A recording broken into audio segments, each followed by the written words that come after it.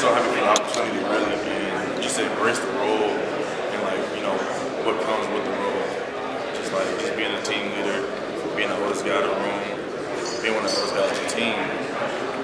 Just embracing the role. So it means a lot. So you lose Sam, and then you lose some of your offensive line. How do you see players, the team right now, try and step into those roles? Like I said, just young guys, just competing. That's how you really step up into the role. Just trying to separate yourself from the competition, no matter who it is.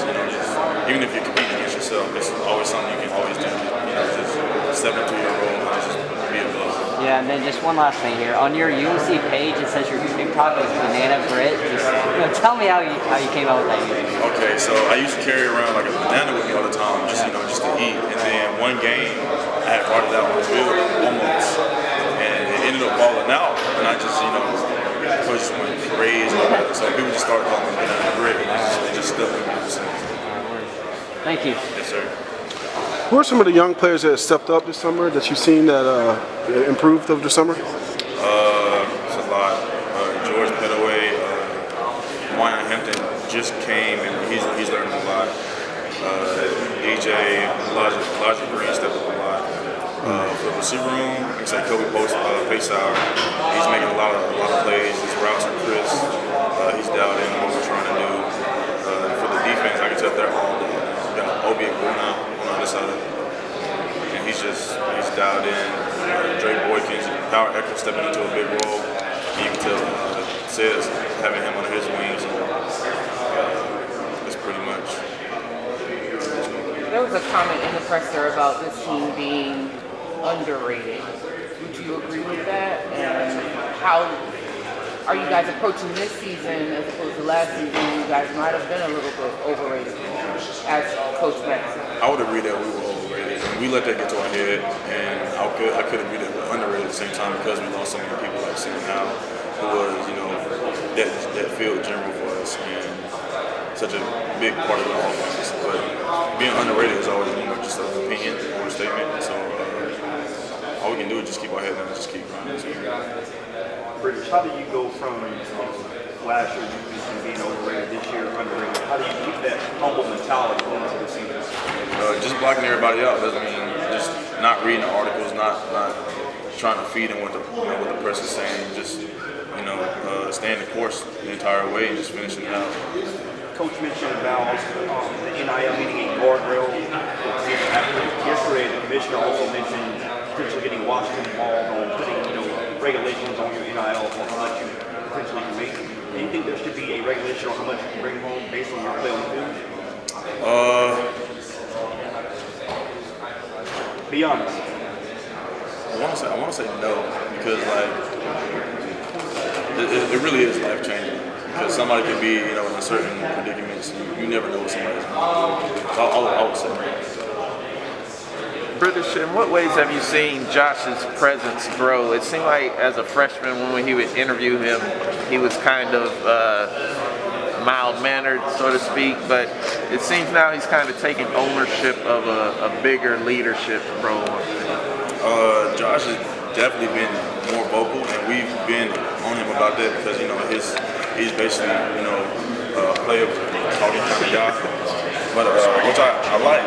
But as we get older and younger people don't know the ropes, he's really stepped up into the role that we need him to be. What do you think about the off-white suit he's rocking today? It's different. It's definitely different, but I expected him to do something different because that's how he is. You never know what Josh's gonna do. His personality is outrageous. But I knew he was gonna do, so I like it though. On those same lines, what is he talking about with golf and tennis? Golf? Is he serious about that? He'll go golfing here and there. I'll see him go golfing here and there, but I can't see him actually being dialed in to golf.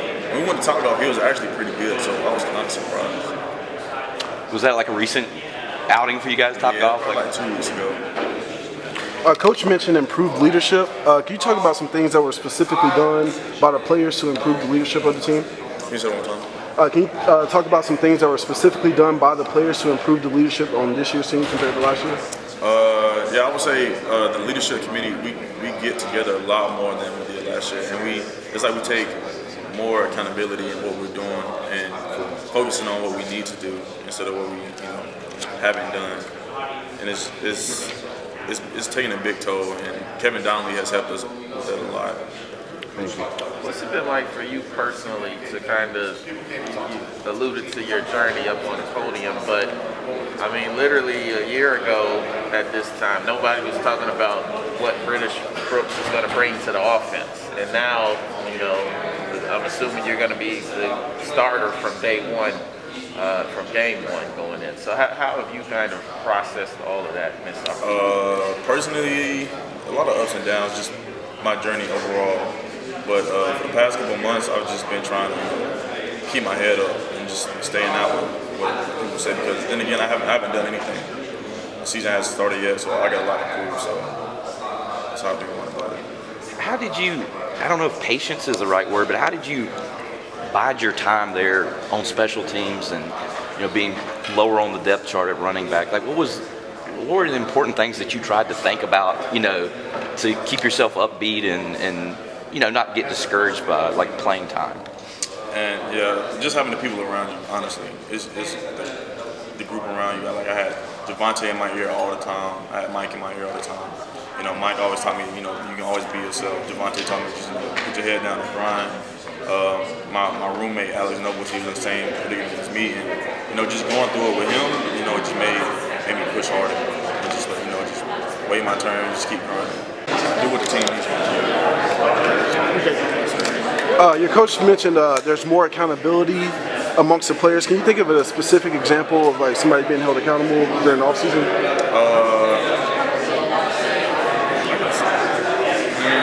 I'm trying to pinpoint one.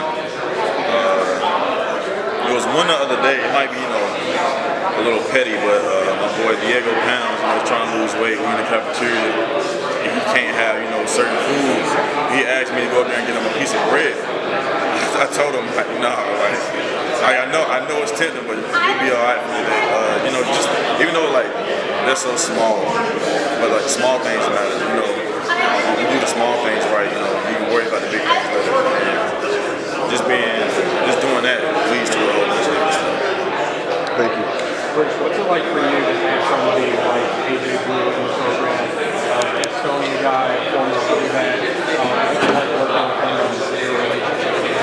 Our relationship is literally top tier. I've known Blue personally, heart since I was 8 years old.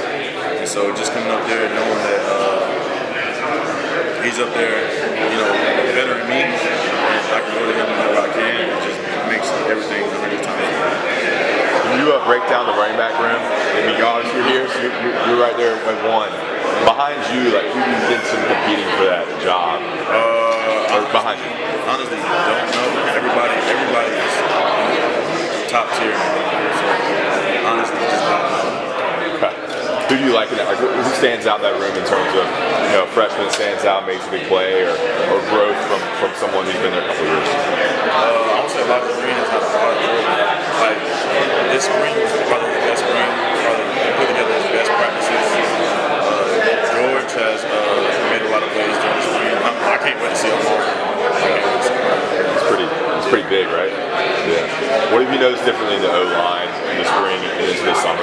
How they've gotten different under Coach Breakout? A lot.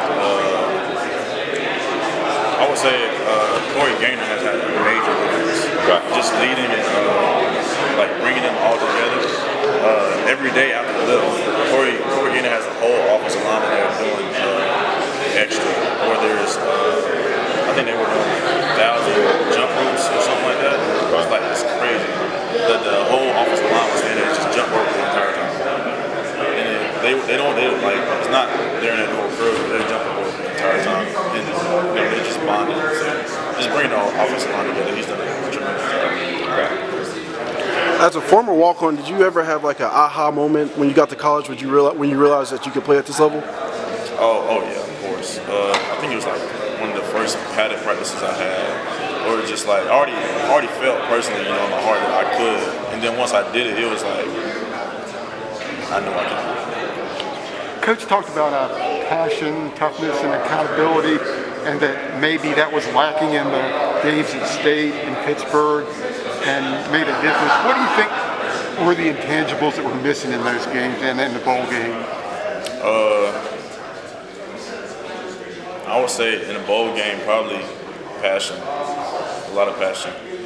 You know, bowl practices, you know, sometimes you have games at the end of the year, beginning of the year, so bowl practices, I feel like, you know, we have a young team, so they're not really accustomed to, you know, just being in it for that long. So I was saying, just keeping it passionate. The accountability piece of it, is that something that falls to players such as you to leave the younger players accountable? What does the accountability piece mean for you?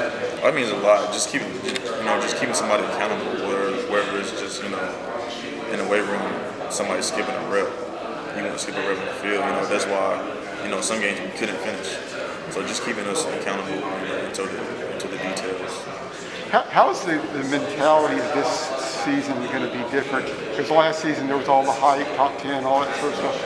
That's not there this year. Is that a good thing, bad thing, or how? I think it's a good thing, just to set us back, knowing that we're underdogs in the ACC and the nation. So just coming in with a different mentality that we do need. And I feel like, you know, the young guys that have stepped up have embraced that mentality.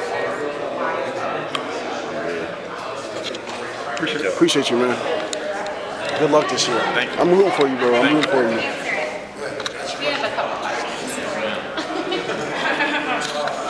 How do you look to improve this season? To improve big time. You know, just trying to stay focused on the little things. Projected play. Say one time. What projected play? What position? Oh, I play running back.